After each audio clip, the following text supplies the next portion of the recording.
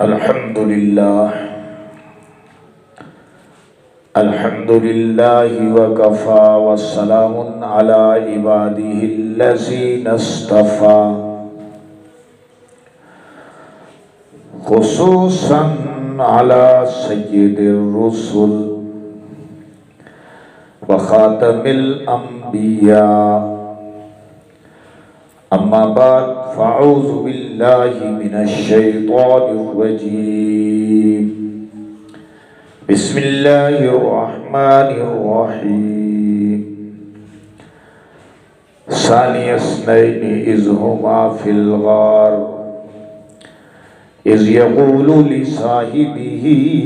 لا تحزن إن الله معنا صدق الله العظيم وصدق رسوله النبي الكريم الأمين والصلاة والسلام على سيد الرسل وخاتم النبيين وعلى آله وأصحابه وأهل بيته وأزواجه وذرياته أجمعين قدم قدم پہ رحمتیں، نفس نفس پہ برکتیں، جہاں جہاں سے وہ شفیع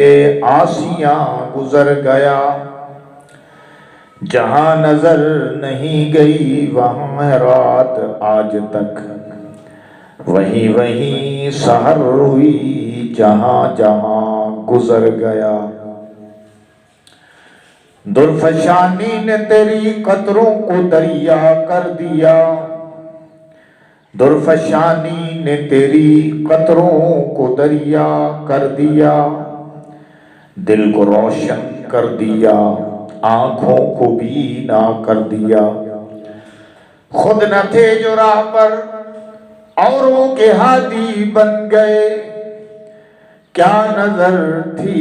کہ جس نے مردوں کو مسیحا کر دیا۔ اصحاب پاک مصطفیٰ کو حق نے کیا جگر دیا، بہر قوم بے دھڑک سب نے مال و زر دیا، مگر عائشہ کے باپ نے دیا تو اس قدر دیا، خدا اور رسول کے سوا جو کچھ تھا لا کے دھر دیا۔ یا نبی صلی وسلم دائماً ابدا علی حبیبک خیر الخلق کلہم وہو الحبیب الذی ترجى شفاعته لكل حول من الأحوال مقتحم۔ اللهم صل على محمد وعلى آل محمد كما صليت على إبراهيم وعلى آل إبراهيم إنك حميد مجيد۔ اللهم بارك على محمد وعلى آل محمد كما باركت على إبراهيم وعلى آل إبراهيم إنك حميد مجيد۔ گرامی قدر سامعین، دوسرا خطبہ فضائل یار غار والمزار حضرت ابوبکر صدیق رضی اللہ تعالیٰ عنہ کی ذات اقدس پر دیا جا رہا ہے۔ حضرت ابوبکر صدیق رضی اللہ تعالیٰ عنہ کو اتنے فضائل ہیں، اتنے مناقب ہیں کہ ان کا احاطہ کرنا مشکل ہے، لیکن پھر بھی کوشش کی جاتی ہے کہ آپ کے فضائل کو کم وقت میں خلاصتاً سمیٹ کر آپ حضرات کے سامنے رکھ دیا جائے تاکہ ایمان کو جلا ملے۔ گرامی قدر سامعین، حضرت ابو بکر صدیق رضی اللہ تعالی عنہ آپ صلی اللہ علیہ وسلم کے بچپن کے لڑکپن کے دوست تھے، ساتھی تھے، اور ان کی طبیعت کے اندر اللہ نے صدیق ہونا، صدیق بننا لکھ دیا تھا۔ پاک طبیعت، پاک سرشت، پاک طینت کے انسان تھے، اس لیے حضرت ابو بکر صدیق رضی اللہ تعالیٰ عنہ کو وہ مقام حاصل ہوا بارگاہ نبوت میں کہ جو مقام کسی کے حصے میں نہ آیا۔ اعلان نبوت کے بعد بہت سارے مراحل آئے، بہت ساری چیزیں آئیں، بہت سارے واقعات آئے۔ اس دوران میں ابو بکر صدیق رضی اللہ تعالیٰ عنہ کے متعلق یہ برملا کہا جا سکتا ہے کہ ابو بکر ایسی ہستی تھے کہ جنہوں نے حضور علیہ السلام کے کسی حکم پر، کسی تجویز پر، کسی بات پر، کسی ارشاد پر کوئی دلیل کبھی نہیں مانگی، جیسے آپ نے فرما دیا اس کو اسی طرح میں نوعاً قبول کر لیا۔ یہ صرف ابو بکر ہی کا تغرہ امتیاز تھا، اور اس کی وجہ بھی ہے۔ اس کی وجہ یہ ہے کہ آپ اس مقام پر تھے کہ کہا جا سکتا ہے کہ فنا فی الرسول کے مقام پر آپ فائز تھے۔ مصدق اول ہونے کا اعزاز تو آپ کو حاصل ہی تھا کہ آپ ایک معاشرے میں، ایک آزاد معاشرے میں اپنی مرضی سے، اپنی چاہت سے رسول پاک صلی اللہ علیہ وسلم کا آ کر کلمہ پڑھتے ہیں، کوئی دلیل نہیں مانی، کوئی حجت قائم نہیں کی۔ دلیل مانگنا کو غلط بات نہیں، لیکن آپ کو مقام ہی وہ حاصل تھا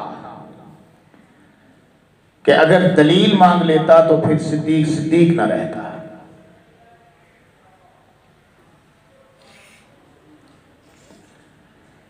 حضرت عمر جیسے جلیل انسان کو بھی کئی معاملات میں کوئی تھوڑا سا تقدر پیدا ہوا کہ یا رسول اللہ صلی اللہ علیہ وسلم، صلح حدیبیہ کے موقع پر ہی آپ نے سوال کیا تھا کہ ہم اتنا جھک کر کیوں صلح کر رہے ہیں اور ہم ان کی شرائط کیوں مان رہے ہیں؟ کیا آپ اللہ کے رسول نہیں؟ یہ سوال اس انداز سے کیا تھا حضرت عمر، لیکن ابو بکر صدیق رضی اللہ تعالیٰ عنہ کا قلب اطہر اس وقت بھی روشن تھا کہ انہوں نے کوئی سوال نہیں کیا، اور آپ صلی اللہ علیہ وسلم کے فیصلے پر سر تسلیم خم کیا، اور اسی کو رب کی رضا اور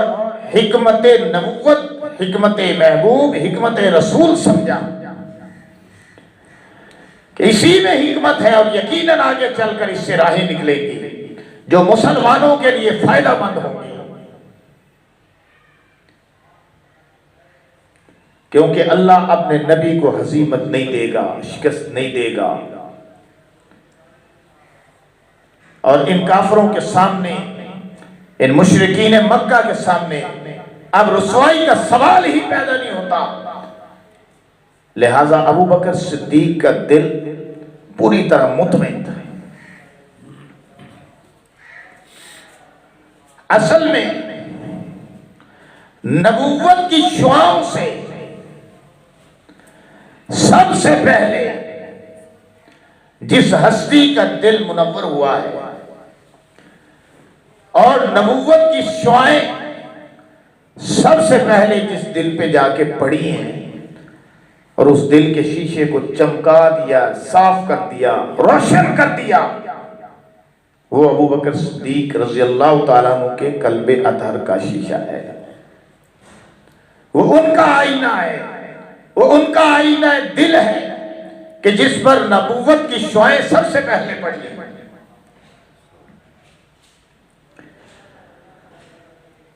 اور پھر عجیب بات یہ ہے، جیسا کہ یہ تو کہا ہی جاتا ہے کہ ہر نبی کا ایک مصدق ہوتا ہے، اور حضور علیہ السلام کا مصدق اول ابو بکر صدیق ہے۔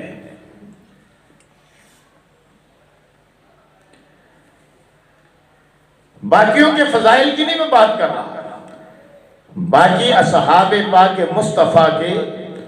اپنی اپنی جگہ سب کے فضائل ہیں، اور اگر ایک کے فضائل کو لے کر بیٹھے تو وہی آسمان ہدایت کا ستارہ نظر آتا ہے اور پوری طرح اپنی آب و تاب کے ساتھ روشن نظر آتا ہے۔ حضرت ابو بکر صدیق رضی اللہ تعالیٰ عنہ کو مصدق اول ہونے کا اعزاز تو حاصل ہے، اور پھر آپ کے مشن کی فکر بھی ابو بکر صدیق کو سب سے پہلے ہوئی ہے۔ مصدق اول ہونے کا اعزاز بھی حاصل ہوا، اور آپ کے مشن کی سب سے پہلے فکر ابو بکر کو ہوئی ہے۔ کیسے؟ کہ کلمہ پڑھ لینے کے بعد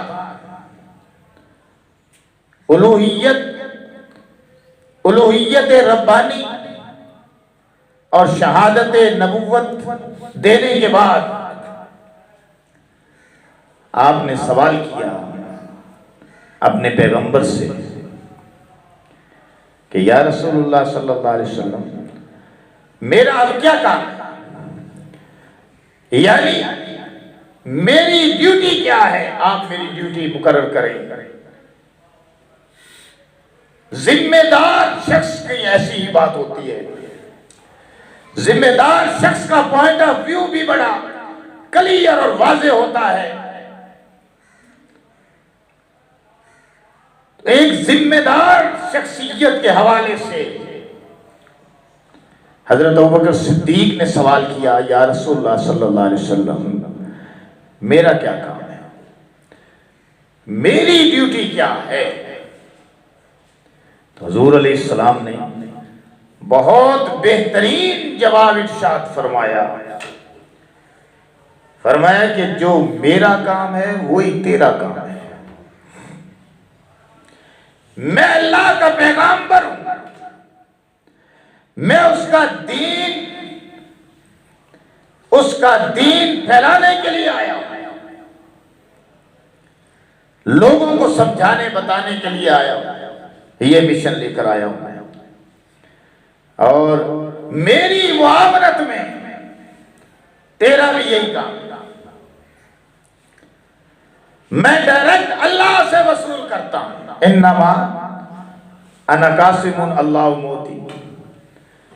اللہ مجھے عطا کرتا ہے، میں امت کو عطا کرتا ہوں، اور امت میں سب سے پہلا تو ہے کہ اللہ مجھے عطا کرے،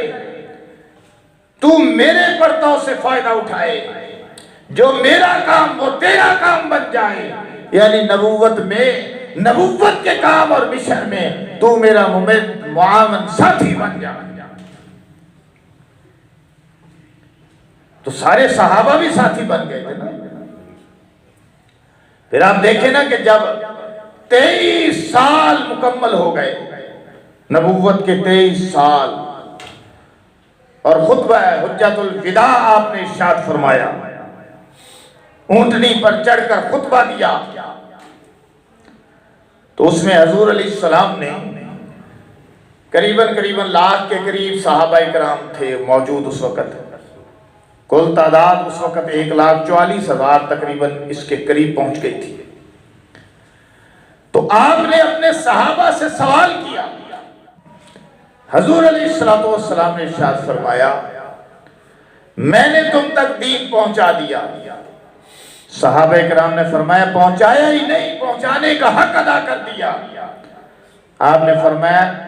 فَلْيُبَلِّغُ الشَّاهِدُ الْغَائِبُ، اب اس دین کو جو تم موجود ہو تو غائبین تک لے جانا تمہارا کام ہے،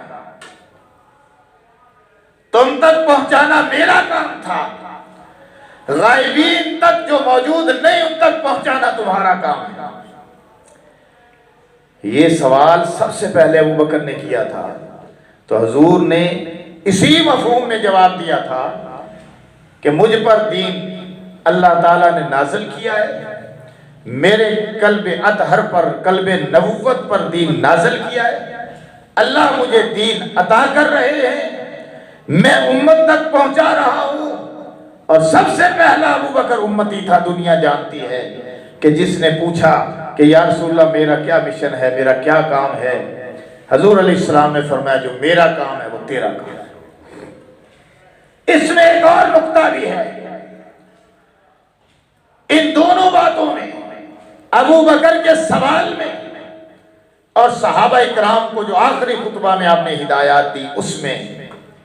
یہ راز اور یہ نقطہ مضمر ہے کہ یہ کام حضور علیہ السلام نے اب امت کے سپرد کر دیا ہے، اور پہلا شخص جس کے سپرد کیا وہ ابوبکر ہے، اور اس کے بعد 1,44,000 تک صحابہ اکرام ہیں، پھر تابعین ہیں، پھر تبع تابعین ہیں،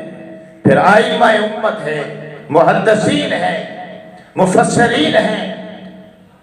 سارے علماء جو حضور علیہ السلام کی امت میں تشریف لائے وہ سارے کے سارے اس مشن کے ذمہ دار ہیں کہ رسول پاک صلی اللہ علیہ وسلم کہ اللہ نے نازل ہونے والی کتاب میں جو ارشاد فرما دیا کنتم خیر امت اخرجت للناس، تم بہترین امت ہو، تمہیں نکالا گیا ہے، اخرجت للناس لوگوں کے لیے نکالا گیا ہے، لوگوں کی بھلائی کے لیے نکالا گیا ہے، لوگوں کی ہمدردی کے لیے نکالا گیا ہے، اور ہمدردی اور بھلائی سب سے پہلے اور سب سے بڑی یہ ہے کہ لوگوں کو دین کی طرف بلایا جائے، تمہیں لوگوں کی بھلائی اور نفع رسانی کے لیے نکالا گیا للناس تأمرون بالمعروف وتنہون عن المنکر، تم لوگوں کو نیکی کا حکم کرتے ہو، برائی سے منع کرتے ہو، وتؤمنون باللہ، اور اللہ پر ایمان رکھتے ہو، یعنی اللہ پر ایمان رکھتے ہوئے لوگوں کو نیکی کی طرف بلانا، اللہ پہ ایمان رکھتے ہوئے لوگوں کو برائی سے منع، یہ اس امت کا کام ہے۔ اور سب سے پہلے اس مشن کو وصول کس نے کیا؟ ابوبکر صدیق